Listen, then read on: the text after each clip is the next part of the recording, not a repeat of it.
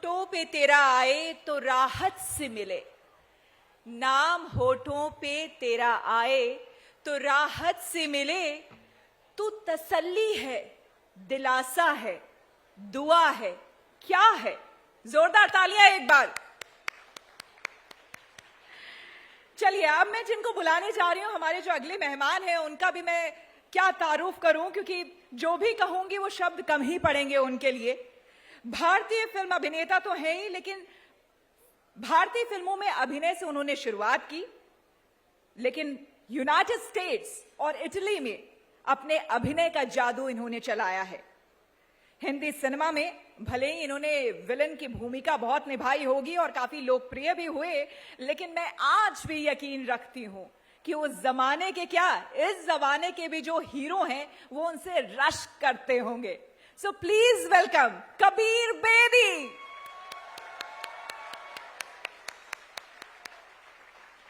फिर से आपको एक बार मेरा नमस्कार। और ये एकदम नया ब्रांड न्यू सेशन होगा। प्रसून जी की शानदार कविताएं अभी आपने सुनी, उनके शानदार गाने आपने सुने। प्रसून जी भी हिंदी फिल्म इंडस्ट्री में बहुत बड़ा नाम है, और अब आपका परिचय करा रहा हूं हिंदी फिल्म इंडस्ट्री नहीं, विश्व की फिल्म इंडस्ट्री के एक बहुत बड़े नाम, यानी भारत के पहले इंटरनेशनल सुपरस्टार कबीर बेदी से। थैंक यू सो मच, बहुत शुक्रिया, धन्यवाद। और ज्यादा तालियां चाहिए हमें। धन्यवाद आपका, शुक्रिया।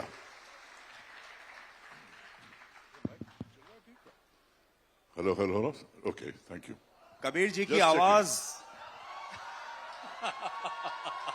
Thank you.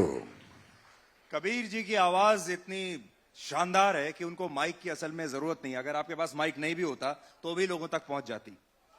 स्टेज पे कभी कभी ऐसा करना पड़ा मुझे।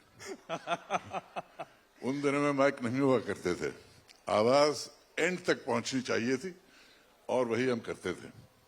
नहीं, वाकई में आपको देखना नहीं, आपको सुनना भी एक समझिए कि it's a treat.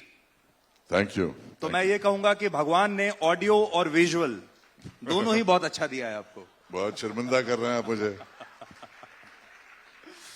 Kabir ji, जैसा कि हमने इस सेशन का नाम रखा है द फर्स्ट इंटरनेशनल सुपरस्टार।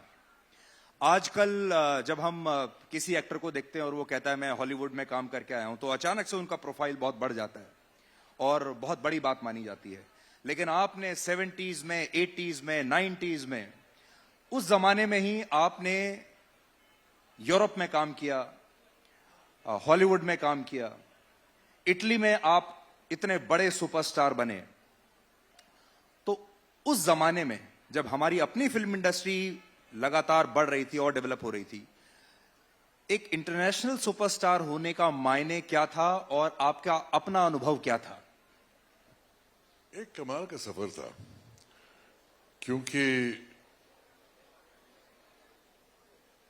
उन दिनों में इंडियन एक्टर सोच भी नहीं सकता था कि मैं इंटरनेशनल करियर बनाऊं, और मैंने करके दिखाया। और सबसे गम की बात यह थी कि इटली में मुझे इतनी पॉपुलैरिटी मिली, स्टारडम मिली, लेकिन उन दिनों में सोशल मीडिया नहीं था, उन दिनों में ईमेल नहीं था, वीडियोस नहीं थे, यूट्यूब नहीं था। तो और क्योंकि एक कलोनियल माइंडसेट हमारा है कि अगर आपने अमेरिका में कुछ नहीं किया, इंग्लैंड में कुछ नहीं किया, तो यूरोप तो नजरअंदाज कर देते हैं। तो यूरोप अमेरिका से बड़ा है और वहां स्टार्टअप मिलना अमेरिका से कम नहीं था, लेकिन उसको कम्युनिकेट करना मुश्किल था। इंडियन प्रेस ने उस वक्त इसे बहुत पब्लिसिटी नहीं दी, लेकिन मेरा रास्ता कहीं और था। मुझे यहाँ काफी पब्लिसिटी मिल चुकी थी एज एन एक्टर। राज खुसला की कच्चे धागे के साथ मेरा करियर शुरू हुआ था, पहली हिट फिल्म थी नागिन वगैरह। लेकिन उसके बाद इटालियंस यहाँ आए और मुझे ऑडिशन किया उन्होंने, और मुझे ये रोल मिला।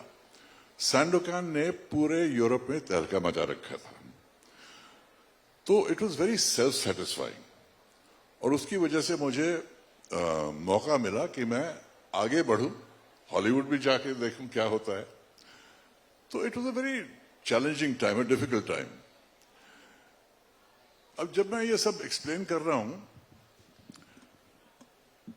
मुझे एक डर है कि क्योंकि राइटर बनने का अनुभव मेरे लिए बहुत नया है और इसका एक्सपीरियंस भी कुछ अजीब सा रहा है। लिखना तो मुश्किल ही है, लेकिन किताबों को बेचना उससे भी ज्यादा मुश्किल है। कई मंचों में मैं जाके बात करता हूं, और कोविड के टाइम ये किताब निकली थी तो कई जगह मैं, जैसे पंजाब में कोई सेशन होता था तो मैं अपने रिश्तेदारों को कहता था कि आप सुनिए, जूम पे ये लिंक्स हैं, सुन लीजिए। तो वो सब सुनते थे। मैं कहा सुना? जी हाँ सुना, बहुत अच्छा लगा। किताब खरीदी मेरी? थोड़ी स्टोरी तो पता चल गई है, किताब की खरीदनी है। So the danger is when you tell everybody what my story is, nobody wants to buy the book. लेकिन यहाँ एक स्पेशल बात है, क्योंकि यहाँ पढ़े लिखे लोग हैं। नहीं, और ये सब भी आप ये किताब पढ़ेंगे। और मैं आपको बताता हूं कि मैंने कल रात को ये किताब पढ़ी आपकी, और ये वो किताब है। मैंने एक पन्ना इसका पढ़ना शुरू किया, मैंने सोचा कि क्योंकि बात करनी है आपसे, और मैं पूरी किताब पढ़ गया देखते ही देखते। इसमें एक तस्वीर आप देखेंगे जो इन्होंने लगाई है। Kabir ji, is it your best picture? क्योंकि you look like a Greek god here.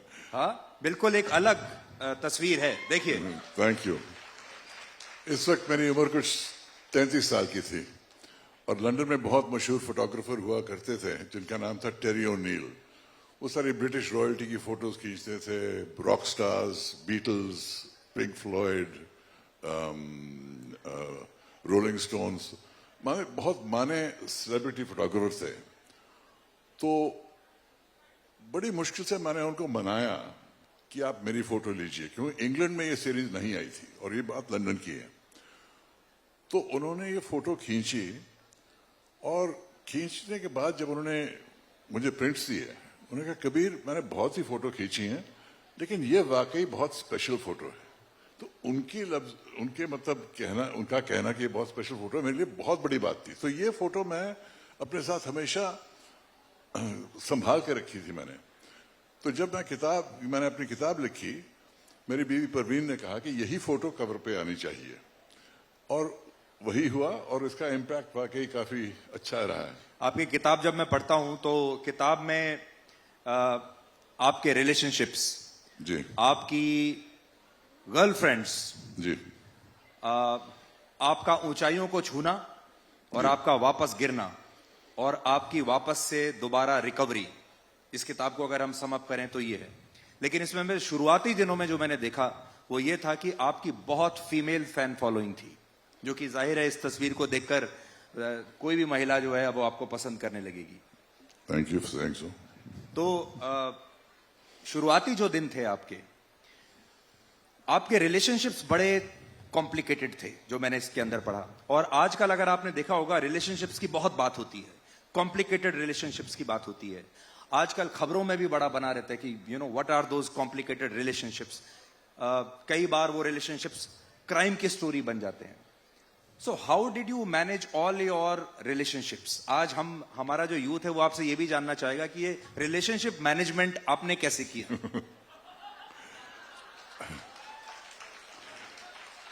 Her relationship बहुत स्पेशल होती है। अगर कोई बात खास न हो, एक केमिस्ट्री ना हो, तो रिलेशनशिप नहीं बनती। और कोई भी, कम से कम मैं कोई रिलेशनशिप इस मकसद से शुरू नहीं करता कि ये खत्म करना चाहता हूं। शादी इसलिए नहीं करना चाहता कि मैं डिवोर्स करना चाहता हूं। लेकिन ये बातें हो जाती हैं, क्योंकि हर रिलेशनशिप एक मुकाम तक नहीं पहुंच सकता। लेकिन अल्टीमेटली टेस्ट ये है कि जब ये रिश्ता खत्म होता है, उस वक्त दर्द के आगे रिस्पेक्ट रहती है या नहीं, फेयरनेस रहती है या नहीं, आपने अपनी जिम्मेदारियां निभाई हैं या नहीं, ये सब बातें रहती हैं। और अगर रिस्पेक्ट रहे और हम सोचें कि क्या थी बात जिसने मुझे अटैक किया, तो you develop the desire to keep a relationship going. और मैं अपनी बहुत बड़ी अचीवमेंट समझता हूं कि चाहे जितनी मेरी रिलेशंस रही हैं वो एंड में चाहे एक मुकाम तक नहीं पहुंची, लेकिन रिश्ता हमेशा बहुत अच्छा रहा है। और मतलब आपका जो क्लोजर था, क्लोजर आपने हर था। रिलेशनशिप में क्लोजर किया। क्लोजर किया, लेकिन विद दर्द के बाद, दर्द तो हमेशा होता है, there's no escaping that, no such thing as a painless parting, but after that what remains, is there respect, is there a desire to see the other person? That has remained with me, even with Pratima, my first wife, who was an Odissi dancer, Pratima Bedi, with my American wife, with Nikki, who's now a broadcaster in England, with and Parveen, of course, my fourth wife, and we have been together for 16 years now, 16 years. तो हालांकि रिश्ते काफी रहे हैं, लेकिन कोई one night stand नहीं थे। एक 7 साल के, 10 साल के लंबे रिश्ते थे। रिलेशनशिप्स कोई जनरलाइज नहीं कर सकते, क्योंकि हर एक रिश्ते की एक खासियत होती है, और अल्टीमेटली ये सोचना पड़ता है कि ये रिश्ता मेरे लिए बेनिफिशियल है या नहीं। Does it bring out the best in me और does it bring out the worst in me? Best and worst तो हर रिश्ते में आते हैं। On the balance, is it better, is it worse? एक स्टेज अगर ऐसा पहुंचता है कि रिश्ता खराब होने लगता है, आपको खराब करने लगता है, आपका मूड, आपका टेम्परामेंट, आपका कैरेक्टर खराब होने लगता है, then it's time to end that relationship with all goodwill. लेकिन मैं कोई जनरलाइजेशन नहीं कह सकता हूं। All I say is enter it honestly, and if you have to leave it with respect. मैं आपकी किताब में आपको कोट करता हूं। आपने एक जगह लिखा है परवीन बाबी के बारे में, months after our relationship began, she said she had fallen in love with me that day because I didn't grab her. आपने ये लिखा, और फिर आपने ये भी लिखा है कि actresses have been grabbed from Bollywood to Hollywood since motion pictures began. इस पर हम बाद में आएंगे, लेकिन इसका मतलब ये हुआ कि maybe you are a very very emotional and caring lover, जिसने एक लड़की को सेफ और सिक्योर फील कराया। जब आपकी मुलाकात हुई परवीन बाबी से। Women need to feel safe. Women need to feel safe. उस वक्त जब परवीन मेरे पास आई और मुझे ऐसा इशारा लगा कि she wants to start a relationship with me, मैं समझ गया था कि इस वक्त she is very delicate, बहुत ही नाजुक थी, क्योंकि उसी वक्त उसका रिलेशनशिप डैनी डेंगजोंगपा के साथ खत्म हुआ था। और मैं जानता था कि हालांकि वो हंस खेल कर कह रही थी माय रिलेशनशिप इज ओवर, लेकिन मैं समझ गया था कि उसी भी बहुत दर्द हुआ, और मैं ये नहीं चाहता था कि मैं उसका एडवांटेज लूं। तो हालांकि उसने मुझे करीब से पकड़ा, I didn't grab her. That is why she said many months later, I fell in love with you the day you did not grab me. And that was the basis of our relationship, mutual sensitivity. लेकिन परवीन के साथ there were certainly big problems because Parveen का जो mental state था वो आहिस्ता आहिस्ता बिगड़ता रहा। और जैसे मैंने अपनी किताब में लिखा है, ये उसी वक्त हो रहा था जब मेरी सबसे बड़ी सफलता मुझे सबसे बड़ी सफलता मिल रही थी इटली में। यहां मैं सुपरस्टार बना और वहां उसका दिमाग बिगड़ने लगा। एक बहुत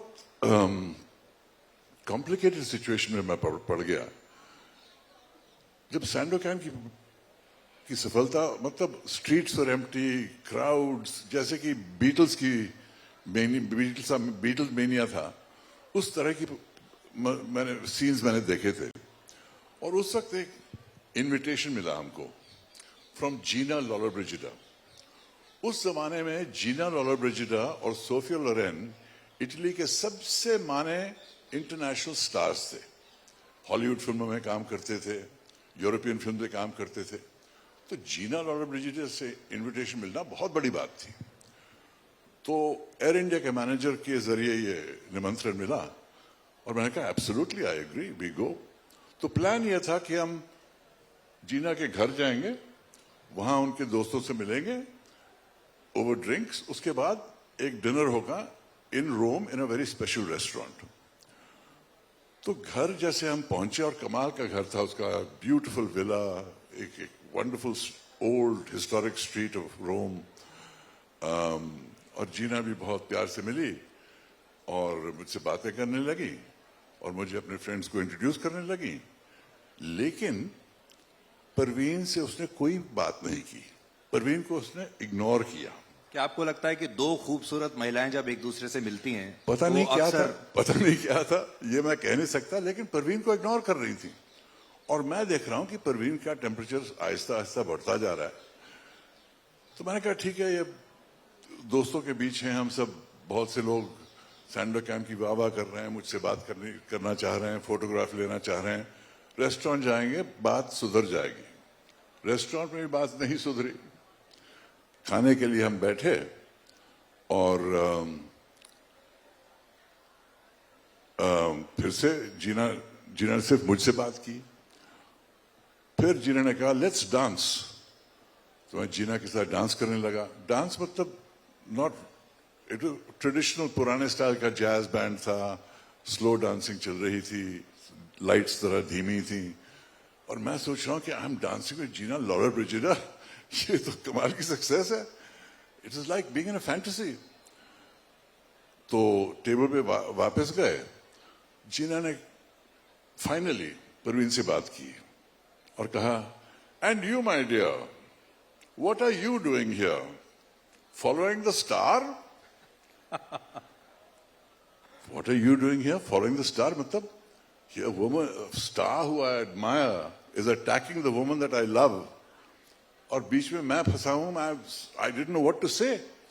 Before I could say anything, Parveen looked at Gina and she said, no, my dear, I'm with my man because I have a man. And Gina reacted, she said, oh, she's very clever, she's very clever. And Parveen nudged me, she said, let us dance. मैं कहा ठीक है, परवीन के साथ dance करता हूं। Dance floor पे गए and Parveen, I felt the tension in her body. मैं उसको रिलैक्स करने की कोशिश कर रहा था, वो बिल्कुल अकड़ी हुई थी। Then she said, I am leaving. I said, you leaving the dance floor, go back to the table? She said, no, I am leaving the restaurant and leaving this dinner. I said, you can't leave a dinner with Gina Lollar Brigida. She's invited us for dinner. There's only the Air India manager, Gina, you and me. If you leave her, it's very rude. She said, I don't give a shit. You do what you have to. I'm going. I don't like this woman. अब क्या करें? और मैं जानता था कि परवीन की mental state ऐसी थी कि अगर मैं परवीन के साथ न जाता तो सिचुएशन बहुत ही बिगड़ जाती। और अगर मैं जीना को छोड़ के जाता तो एक रिश्ता परमानेंटली टूट जाता। एक औरत जो मुझे हॉलीवुड से वाकिफ करवा सकती थी, एक औरत जो मुझे पूरी इटली फिल्म इंडस्ट्री के बारे में बता सकती थी, क्योंकि मैं कुछ नहीं जानता था इंडस्ट्री के बारे में। और मैं सोच रहा हूं क्या करूं, मैं यहां रहूं या परवीन के साथ जाऊं। और जैसे मैं वहां टेबल के पास पहुंचा, परवीन ने अपना पर्स उठा लिया और मैंने फैसला किया, नहीं, मुझे परवीन के साथ ही जाना है, वरना इसकी हालत बहुत बिगड़ जाएगी। आपने तब बिल्कुल सही फैसला लिया, मुझे लगता है। And I left with Parveen. I said, I'm sorry, Gina, we have to leave. And I think you understand why. Or I left with Parveen. And I left with Parveen. If Parveen's state had been not so delicate mentally, maybe I would have stayed with Gina. Maybe I would have said, no, she's having a bad mood. This woman is very important. I must respect her. लेकिन क्योंकि इसकी हालत इतनी नाजुक थी और बिगड़ती जा रही थी, मैंने फैसला किया कि बात बहुत ही बिगड़ जाएगी अगर मैं इसके साथ न जाऊं और सिचुएशन बहुत ही कॉम्प्लिकेट होगा। तो इस किस्म के डिसीजन मुझे कई बार जिंदगी में लेने पड़े हैं, इस तरह की सिचुएशन। पर्सनल। कबीर जी, लेकिन हम आपसे ये जानना चाहते हैं कि जब दो बहुत बड़े स्टार्स एक रिलेशनशिप में आते हैं, आप बहुत बड़े स्टार हैं और परवीन भी बहुत बड़ी स्टार थी, हिंदुस्तान में तो मुझसे बहुत बड़ी स्टार थी। हिंदुस्तान में आपसे बड़ी स्टार थी। जी। जब दो लोग इतने बड़े स्टार्स एक रिलेशनशिप में आते हैं तो क्या कभी कोई इनसिक्योरिटी की भावना आती है, आइडेंटिटी क्राइसिस की भावना आती है, जेलसी आती है जिसको कि आप समझ नहीं पाते? और इसीलिए कई बार जो दो सुपरस्टार्स के रिश्ते बहुत लंबे समय तक चल नहीं पाते। Does it make things more relationship between complicated? Stars is complicated, क्योंकि एक तो हर स्टार पे बहुत ही प्रेशर पड़ता है, हर स्टार पे के टाइम पे बहुत प्रेशर पड़ता है। शूटिंग्स होती हैं, फंक्शंस होते हैं, प्रेस डिमांड्स होते हैं, हर रेडियो स्टेशन, हर टेलीविजन स्टेशन, हर न्यूज़पेपर आपसे इंटरव्यू करना चाहता है, रिश्तेदार आपको बुलाते हैं, प्रोड्यूसर्स आपको बुलाते हैं। तो और दो स्टार्स के शेड्यूल जब एक साथ होते हैं तो बहुत ही टेंशन्स पैदा होती हैं, बहुत ही चीजें सैक्रिफाइस करनी पड़ती हैं। तो रिश्ते ऐसे आसान नहीं होते। लेकिन मुझे हिंदुस्तान में जब थे कोई प्रॉब्लम नहीं थी, क्योंकि मैं मानता था कि Parveen is a bigger star than me, I was coming up. लेकिन आपको एक इटली में kick- जब मैं क्या आपको एक किक भी मिलती थी that you are dating a bigger star than you?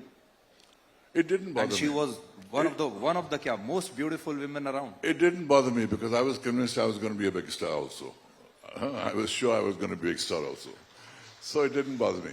But when we came to Italy and people started sidelining Parveen, I could see कि वो resentment उसके अंदर आई, क्योंकि उसकी आदत नहीं थी कि she would play second fiddle to me. Suddenly I was the star and she was not. So this also upset her. And add to the fact कि her mental state of mind was slowly deteriorating. मेरा जो तीसरा chapter है किताब में, उसमें मैंने ये इस तरह से लिखा है कि मैं अपनी सक्सेस की बात करता हूँ, साइड बाय साइड परवीन की मेंटल ब्रेकडाउन की बात करता हूँ। तो आपको एक अजीब सी जुगलबंदी मिलती है इस चैप्टर में कि कैसे एट द प्रोफेशनल लेवल कमाल की चीजें हो रही हैं, एट द पर्सनल लेवल बहुत ट्रेजिक चीजें हो रही हैं। क्या इससे ये भी हुआ कि आप अपनी स्टारडम को कभी ठीक से एंजॉय नहीं कर पाए because your relationship was pulling you down constantly? No, I enjoyed the stardom because, you know, to get that kind of success, you have to say, my God, I died and went to heaven. ऐसी success Europe ने आज तक नहीं देखी। 32% share television में, आप जानते हैं वो शेयर आज भी किसी का नहीं है। आज भी 32% शेयर मिलना मतलब more than half the population of the country is watching you is phenomenal. आज तक वो रिकॉर्ड नहीं तोड़ा गया। लेकिन बहुत सी चीजें हैं मेरी जिंदगी में जहां सक्सेस भी हुआ और ट्रेजेडीज भी हुई हैं, क्योंकि ये किताब मैंने अपने दिल की गहराइयों से लिखी है। मैंने ट्रेजेडीज के बारे में भी बहुत डिटेल में लिखा है। आपको कभी यह नहीं लगा कि आपने इतना ऑनेस्टली इस किताब के बारे में लिखा है, अपने रिश्तों के बारे में लिखा है, ये किताब पढ़ने के बाद लोग आपको जज करेंगे, एक इंसान के तौर पर आपको जज करेंगे? और जिन लोगों के नाम इसमें आपने लिखे हैं, जैसे मान लीजिए परवीन तो अनफॉर्चुनेटली अब हमारे बीच में नहीं है, लेकिन डैनी डेंगजोंगपा हैं अभी, महेश भट्ट अभी हैं जिनके बारे में आपने इसमें लिखा है, तो क्या उन्होंने कभी कोई आपत्ति नहीं की? और इसे पढ़ने के बाद क्या लोगों ने आपको जज किया? उन्होंने कोई आपत्ति नहीं की, क्योंकि जो भी मैंने लिखा है सच है और वो जानते हैं। तो इसमें कोई छुपाने वाली बात नहीं है, क्योंकि मैंने सोचा कि अगर मैं अपनी सक्सेसेस के बारे में बात करता हूं तो मेरी फेलियर्स, मेरी गलतियां उसको भी डिस्कस करूंगा तो लोग पूरी बात मानेंगे। If it's just journey of self praise, who is interested? लोग बायोग्राफीज इसलिए पढ़ते हैं कि एक बायोग्राफी पढ़ने से उनको क्या मिलेगा इस किताब से, और मेरी किताब से में आपको एंटरटेनमेंट मिलेगा, ड्रामा मिलेगा, एडवेंचर मिलेगा, what it is to live the life not just of an actor but of an international actor in uncharted territory. तो मैंने इसके बारे में भी लिखा है कि किस साहस से मैंने बॉलीवुड, यूरोप और हॉलीवुड के रोमांचक उतार चढ़ाव को पार किया। लेकिन साथ साथ मैं मैं एक आपसे ये भी जानना चाहता था, आज के जमाने में जब कोई इंडियन एक्टर किसी छोटी सी वेब सीरीज में भी काम कर लेता है या टीवी सीरीज में भी काम कर लेता है यूरोप में या अमेरिका में जाकर, तो उसका यहाँ बड़ा नाम हो जाता है, वो अपने आप को शी और he is considered as a big name. आपने वर्षों पहले ये सब कर लिया, आपको लगता है कि Indian media has been unkind to you क्योंकि आपको वो प्रोजेक्शन नहीं मिला, जो आपकी अचीवमेंट्स हैं उसके हिसाब से आपको यहां लोगों ने उस नजर से देखा नहीं? आपको शायद जो बॉलीवुड का जो दर्शक था वो आज भी नागिन और कच्चे धागे और खून भरी मांग की नजर से ही देखता रहा। जी, देखिए मेरा करियर जो रहा है, अगर मैं परसेंटेज वाइज करूं तो शायद 25% बॉलीवुड में रहा है, शायद 30% हॉलीवुड में रहा है, लेकिन 40 to 45% इटली में रहा है। वहां मैंने 6 बड़ी बड़ी सीरीज की हैं। उन्होंने मुझे हाईएस्ट सिविलियन ऑनर दिया है, they made me a night, Cavalier है, और ये किसी भी भारतीय के लिए बहुत गर्व की बात है। सो बहुत कुछ मिला। अब कुछ लोग हैं जिनमें ये काबिलियत है कि अपनी स्टोरी पुश करो, प्रेस को ये करो वो करो। क्योंकि मैं बाहर रहता था, मैंने इतना नहीं किया। शायद गलती मेरी भी है कि मैंने उसे इतना प्रोजेक्ट नहीं किया। खैर, बात यह है कि जो भी मैंने लिखा है दिल से लिखा है। इसमें कई गजब की सफलताएं हैं जिन्होंने भारत को गौरवान्वित किया, लेकिन साथ साथ बहुत गलतियां भी हैं, बैंकरप्सी भी है, कई चीजें हैं। आपको यकीन नहीं होगा कि कबीर बेदी साहब ने उस जमाने में, मैं आई थिंक 80s में जी 80s में टेक कंपनीज में इन्वेस्ट किया था, तब की टेक्नोलॉजी कंपनीज में। 90s में 90s इन्वेस्टमेंट की बात कर रहे हैं तो 90s में। हाँ, उस जमाने में टेक्नोलॉजी कंपनीज में इन्होंने इन्वेस्ट किया। वो इसे ऐसा समझिए कि आज कोई गूगल में अगर इन्वेस्ट करे तो आप समय से थोड़ा आगे चल रहे थे जी। और इस वजह से आपने अपना सारा पैसा खो दिया। बहुत पैसा खो दिया ड्यू टू बैड इन्वेस्टमेंट्स। और ये बैड इन्वेस्टमेंट्स ऐसे वक्त पे आए जिस वक्त मेरे बेटे की प्रॉब्लम थी स्किज़ोफ्रेनिया, और एक चैप्टर है मेरी किताब में कि स्किज़ोफ्रेनिया का सामना मैंने कैसे किया और लोगों को कैसे करना चाहिए, और I try to prevent him from committing suicide. और इवेंचुअली जब शायद पूरी ट्रेजेडी हुई और मैं उसे बचा नहीं सका, जिसके लिए मैं बहुत गिल्ट सफर किया मैंने, उसी वक्त प्रोफेशनल फाइनेंशियल डिजास्टर भी हुआ और मेरी ये हालत हो गई थी कि मैं ऑडिशंस के लिए जाता और मुझे समझ नहीं आ रही थी मैं कब कर क्या रहा हूं। इसलिए मैंने बहुत काम खो भी दिया, पैसे भी नहीं आए, जो थे वो गवा भी दिए, और इमोशनली मैं डेवस्टेट हुआ। तो किस तरह से मैंने अपने आप को संभाला और फिर से अपनी जिंदगी की सीढ़ियां बनाकर एक मुकाम तक फिर से पहुंचा, वो भी मेरी किताब में है। और उसमें भी बहुत सबक हैं, क्योंकि हम सबकी जिंदगी में ट्रेजेडीज आती हैं, सेटबैक्स आते हैं, लेकिन उनका सामना कैसे करना वो किसी को दूसरे नहीं के आता। अनुभव से आप सीख सकते हैं। कबीर जी, आपके जीवन से एक ये भी बात सीखी जाती है, क्योंकि अब हम अपने आखिरी दौर में इंटरव्यू के, आपने स्टारडम को पाया और फिर खो दिया, आपने पैसा कमाया, खो दिया, परिवार को खोया, अपने बेटे को खोया। ये जो हम मिडिल क्लास लोग इन्हें बड़े लोगों की बातें कहते हैं, यार बड़े बड़े लोग हैं, उनकी समस्याएं भी बड़ी बड़ी होती हैं। आपको लगता है कि एक बहुत बड़ा स्टार जब स्टारडम को खो देता है तो उसको भी मेंटल हेल्थ इश्यूज होते हैं? जैसे आजकल हर समय हम मेंटल हेल्थ की बात करते हैं, लोगों को बात बात पे मेंटल हेल्थ इश्यूज हैं, डिप्रेशन में जा रहे हैं। आपने परवीन के डिप्रेशन को देखा और आपने अपने स्टारडम को भी देखा। क्या होता है, क्या बड़े स्टार्स को थोड़ा ज्यादा डिप्रेशन होता है when they see it going away? देखिए, हर इंसान सेंसिटिव होता है, ये नहीं कि सिर्फ आर्टिस्ट ही सेंसिटिव होते हैं। हर एक इंसान जो मेरे सामने बैठा है यहाँ सेंसिटिव इंसान है। अगर कोई बहुत बड़ी सफलता मिलती है और फिर कोई बहुत बड़ी ट्रेजेडी मिलती है, इफेक्ट उसका होता है, इमोशन पे इफेक्ट होता है। अब किस हिम्मत से, किस साहस से वो इसे संभाल सकें, ये उनकी हिम्मत पे डिपेंड करता है। एक और आपसे जानना चाहता हूं, आप जब बॉलीवुड में अपने पीक पर थे उस समय अमिताभ बच्चन, विनोद खन्ना, शत्रुघ्न सिन्हा, ये सब लोग बड़े नाम माने जाते थे और आप भी कम खूबसूरत नहीं थे, आप भी उतने ही लंबे चौड़े बेहद हैंडसम थे। और आज इस दौर में फिल्में चलनी बिल्कुल बंद हो गई हैं। वो बॉलीवुड का गोल्डन पीरियड था, आपने बाहर भी काम किया है, यहां भी काम किया है। अब क्या कारण देखते हैं कि अचानक से हिंदी फिल्में चलना बंद हो गई हैं?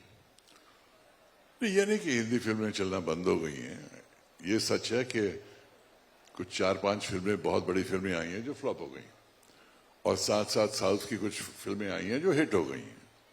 कल सिचुएशन रिवर्स भी हो सकती है, साउथ से 5 फ्लॉप फिल्में आ सकती हैं, हम भी 5 हिट फिल्म बना सकते, ये जमाने की बात है।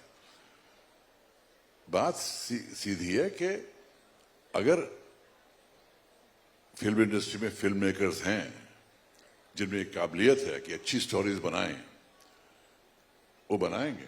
लेकिन एक चीज एक बहुत बड़ा बदलाव आया है जिसके बारे में प्रसून जी भी बात कर रहे थे कि थिएटर जाना एक एक्स्ट्रॉर्डिनरी एक्सपीरियंस बन गया आजकल, और बॉलीवुड को सरवाइव करने के लिए उन्हें सीरीज फॉर्मेट अडॉप्ट करना पड़ेगा, क्योंकि फिल्म मेकर हैं। ये लाजमी थोड़ी कि फिल्म मेकर हैं तो सिर्फ 2 घंटे की फिल्म बनाएंगे, 20 घंटे की सीरीज भी बना सकते हैं। वो अडेप्टेशन जो है कुछ प्रोड्यूसर्स ने किया है, फरहान अख्तर ने किया है, रेड चिलीज ने किया है, सिद्धार्थ रॉय कपूर, RSVP ने किया है, कोई बड़े बड़े लोगों ने किया है, और करना पड़ेगा, क्योंकि ये नया फॉर्मेट जो आया है जहां लोग लंबी फिल्में देखना पसंद करते हैं, बिंज वॉचिंग पसंद करते हैं, ये नए जमाने का तरीका हो गया है, नया स्टैंडर्ड हो गया है। अब लेकिन वक्त कम है तो मैं इस पर ज्यादा डिस्कशन नहीं करना चाहता। इतना कहना चाहता हूं, थोड़ी अपनी प्रशंसा करना चाहता हूं। जरूर, एंड यू इजाजत है, यू डिजर्व इट। मेरी किताब कोविड के टाइम में लिखी गई, कोविड के बीच रिलीज की गई, और 1 साल के अंदर बेस्ट सेलर बन गई, साथ साथ Amazon most popular book award 2021 जीती। इस साल में वेनिस में at the Venice film festival book of the year award मिला इटालियन एडिशन को। अभी हिंदी एडिशन रिलीज हो चुकी है, कहीं अनकहीं मंजू पब्लिशिंग के बुक स्टोर में जाइए और वहां आपको मिलेगी। साथ साथ इंग्लिश की पेपरबैक भी रिलीज हुई है, तो ये इंफॉर्मेशन मैं आप सबको देना चाहता हूं।